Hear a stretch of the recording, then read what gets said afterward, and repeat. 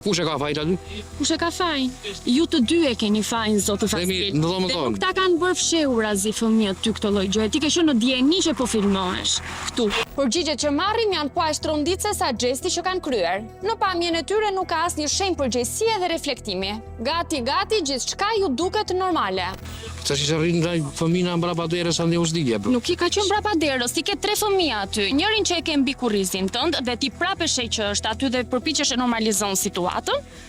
Një tjetër akoma më i vogël që të sheh nga poshtë dhe vajza tjetër që ty të filmon në divan. Ajo nuk është fshehur azi, ajo është me vetëdije të plot nga ana juaj. Pa dashje ato djalë, nuk ashtu unë jam me gruan time aty, jemi rregull aty me gruan time, kurse se çka kanë bërë ata mbrapa derës zgjeu, ti hartë. Ti e fare për Zotin u zgje Vasil, për Zotin e madh unë nuk di gjë.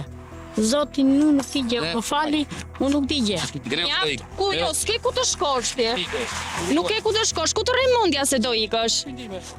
Ku të rremundja se do ikësh. Te cila shtëpi o Vasil?